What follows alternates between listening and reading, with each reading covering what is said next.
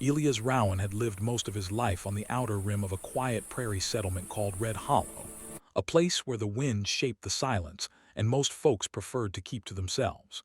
His land stretched wide across sun-bleached grass and weathered fences, the kind of ranch that existed through constant work rather than good luck. Elias woke before dawn every day, as reliable as the seasons, and ended each evening on his porch with the fading light pressed against the distant hills. He spoke little, kept to his chores, and rarely sought company. Neighbors respected him for his steadiness, though hardly anyone knew more than a few facts about him. He didn't expect surprises, and he didn't invite them. Yet one late afternoon, while returning from the livestock depot with fresh supplies, something unusual tugged at his attention. He rode past a rundown exchange building on the edge of town, a place known for selling abandoned belongings, old tools, boxes of forgotten letters, battered furniture left behind after hard times forced families to move on. Elias had passed it 1,000 times without stopping, but today he noticed a small, uneasy crowd gathered outside the open doors. He slowed his horse. Curiosity wasn't in his nature, but a strange hush clung to the people standing there. After tying his horse to a post, he stepped forward, boots crunching on dusty ground. Inside, an older clerk stood behind a table covered in scattered personal effects. But the items weren't what held the room's attention.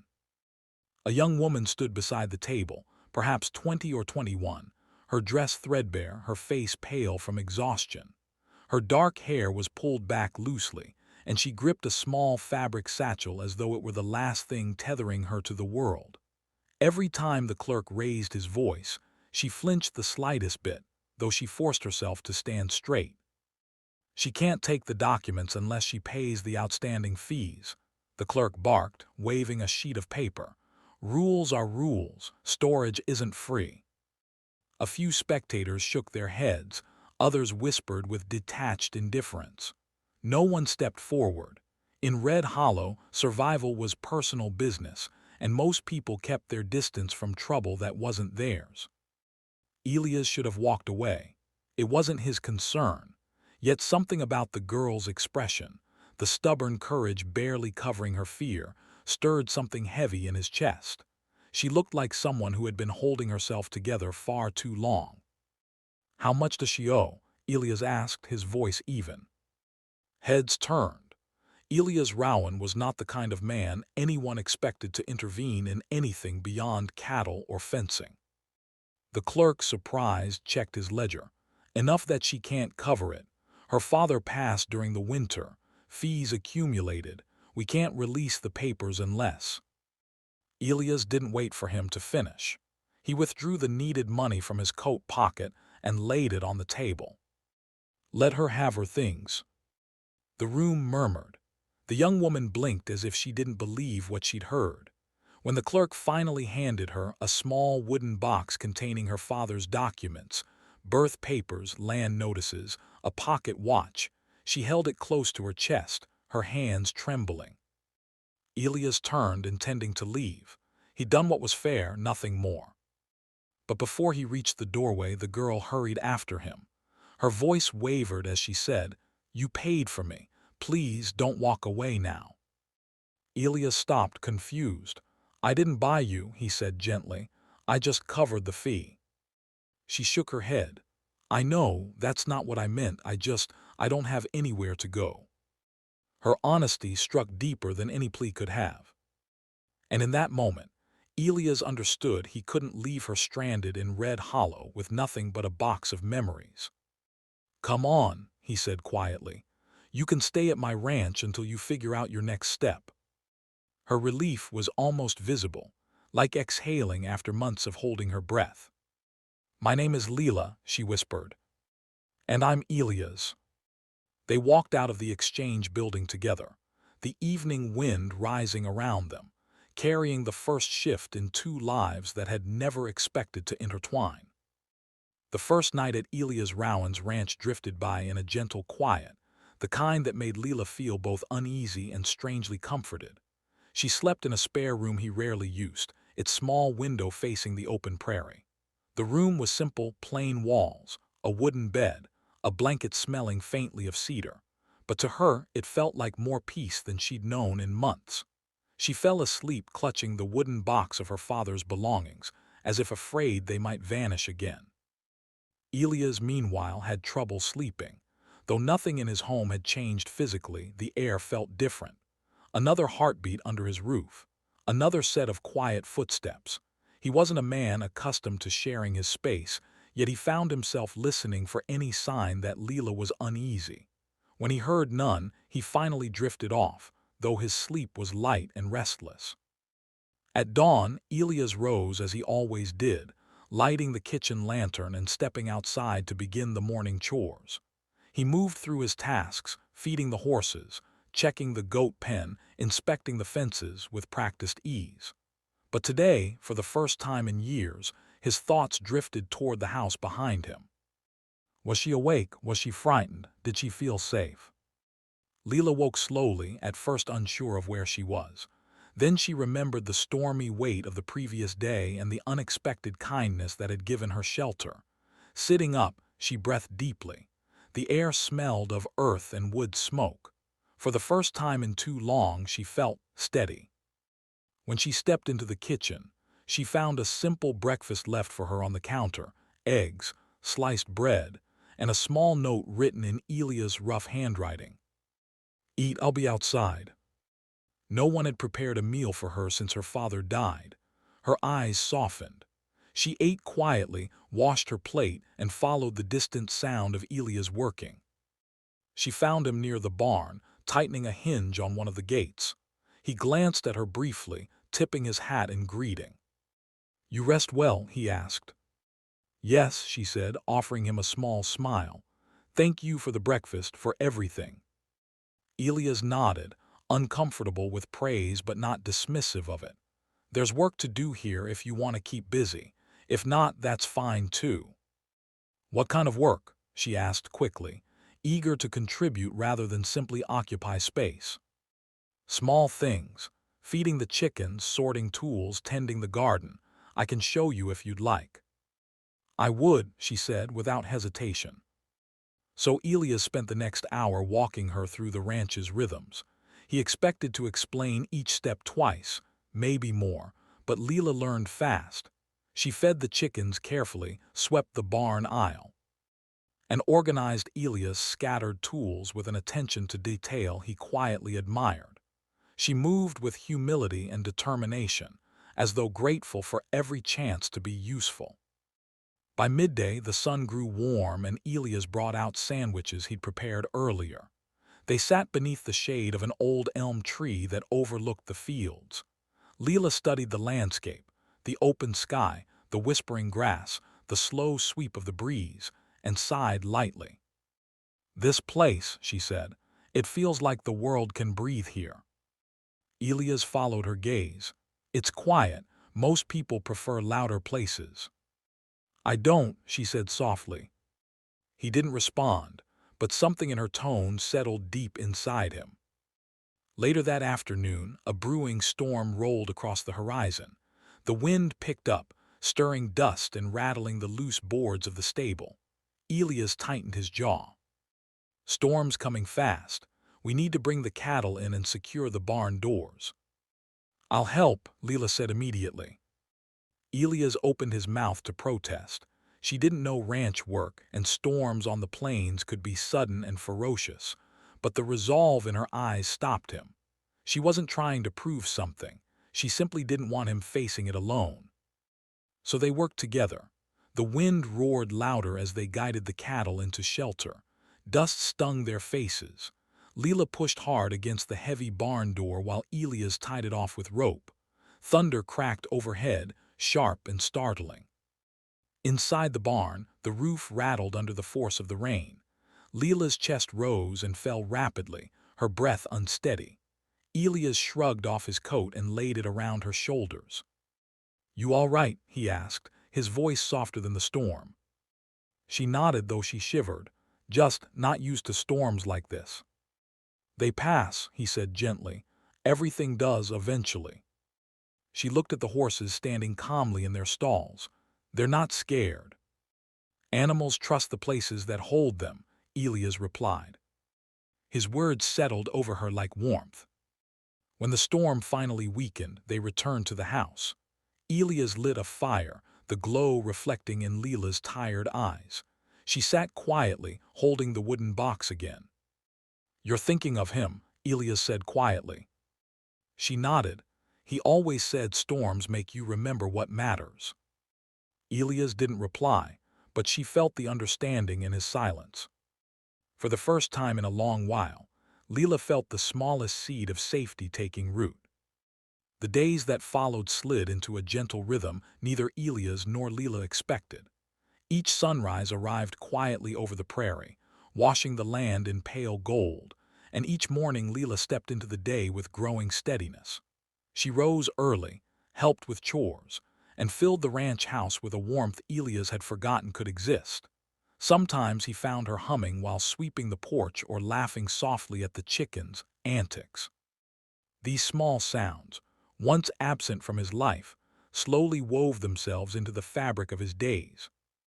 Lila changed in other ways, too. When she first arrived, she moved like someone afraid the ground might vanish under her feet. But little by little, her shoulders eased, her eyes brightened, and her voice found confidence. The ranch didn't just give her shelter, it gave her space to breathe. One early morning, Elias noticed her standing on the porch while he saddled his horse.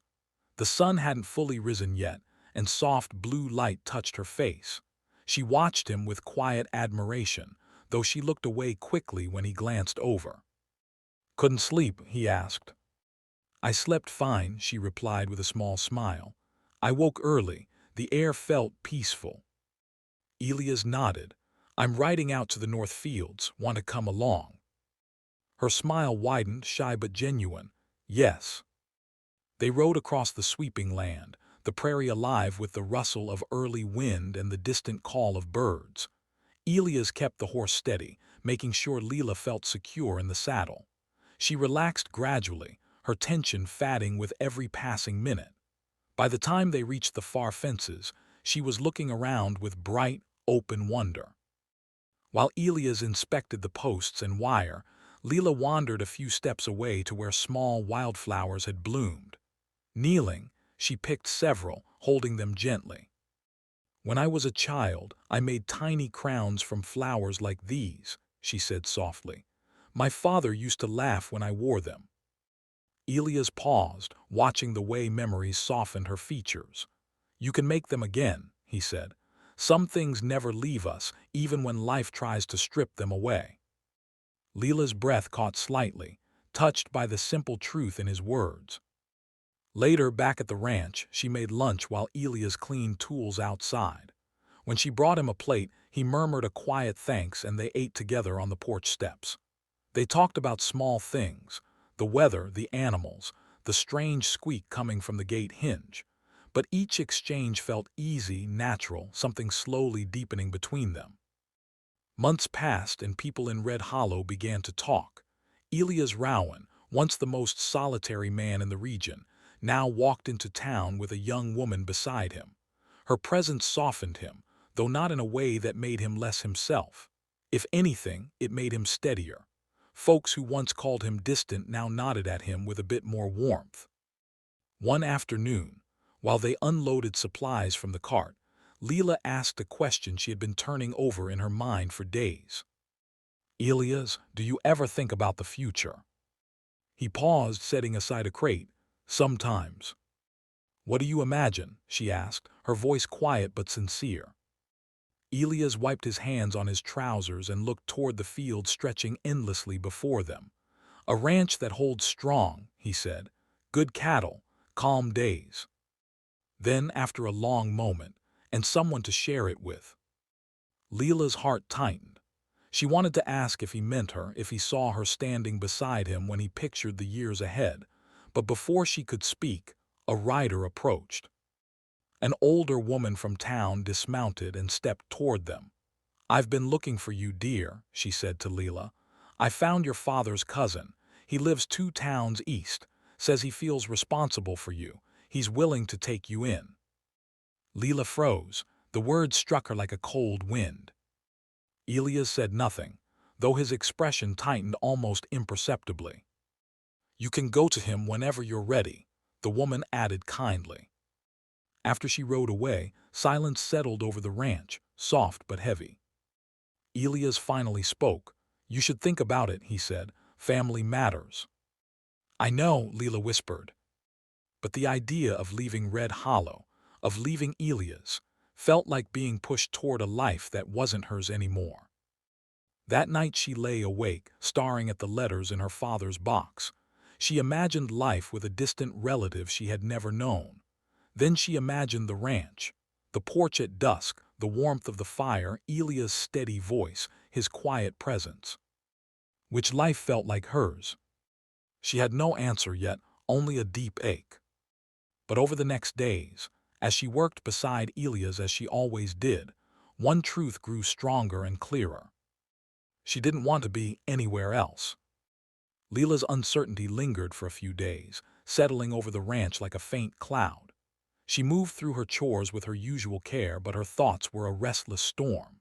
Each evening she sat on the porch steps beside Elias, watching the sun spill gold across the grass, wondering how she could possibly leave the place that had given her back her breath. And every time her gaze drifted to Elias, quiet, steady, standing beside her like a pillar of calm, the decision grew heavier. Elias didn't press her. He didn't ask what she'd decided. But each morning he set an extra cup on the table for her, and each evening he waited quietly to make sure she returned from tending the animals. These small, wordless gestures made something inside her tremble, fear of losing this life, and hope that she might not have to. One evening, when the sky dimmed into soft orange and violet, Elias stood leaning against the porch railing. Lila stepped outside, her expression gentle but determined. She had made her choice. "I've decided," she said softly. Elias turned fully toward her, though he kept his hands tucked into his pockets, as if preparing himself for whatever she might say. "What did you choose?" Lila took a shaky breath. "I'm not going to my cousin's. I don't know him. I don't know what kind of life he'd expect me to live. But here," she looked toward the fields, then back at Elias, "here I know who I am becoming, and I know I'm not scared anymore." She swallowed, her voice trembling not with fear but with sincerity. "This place feels like home. You made that possible." A long, quiet moment passed. Elias' jaw shifted, as though he were steadying himself. His voice, when it finally emerged, was low and full of something deep. "I'm glad you're staying." Lila's breath hitched. She smiled, but there was more she had to say, something she had carried for weeks. "Elias," she whispered, stepping closer, "when I told you that day to finish it, I didn't know what I wanted. I just didn't want to be alone anymore." He nodded, understanding.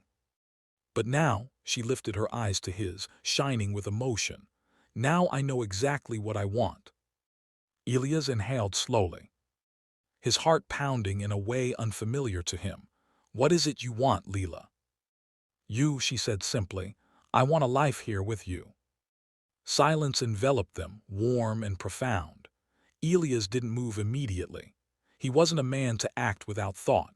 But the truth in her eyes, honest, brave, full of quiet hope, reached him deeper than anything else ever had. "Lila," he said softly, "from the day you stepped onto this porch, I've wanted you in my life. I kept quiet because I didn't want you to feel like you owed me anything." "I never felt that," she whispered. "I only felt safe."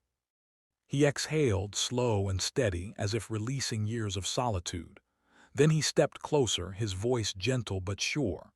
"If you want to stay here, not as someone I took in, but as someone I care for, then I'll say it plainly. I want a life with you too." Tears gathered in her eyes, soft and full of relief. "Then I'm already home." Months later, in a small chapel on the far end of Red Hollow, Elias Rowan and Lila Thorne exchanged vows in front of a few neighbors who had watched their story unfold with quiet curiosity. The ceremony was simple, no elaborate decorations, no grand speeches, but it was genuine. Lila wore a modest cream dress, and Elias stood straight beside her, his expression calm but alight with a rare, unmistakable warmth. When they returned to the ranch as husband and wife, nothing dramatic changed, and yet everything did. The porch no longer felt empty. The house no longer echoed with the hollow quiet of a solitary life. The fields seemed brighter, the mornings fuller, the evenings warmer. Lila tended the garden with new confidence, humming softly as she worked. Elias taught her how to mend fences and guide the horses with a gentle hand. They shared meals, conversations, silences, each as meaningful as the next. Day by day, the ranch evolved from a lonely stretch of land into a home alive with partnership, trust, and the deep, steady bond they had built together. And all of it began because one quiet rancher paused in front of an old exchange building and saw a young woman who had no one left to stand with her. He hadn't meant to change her life, but somehow she changed his just as much.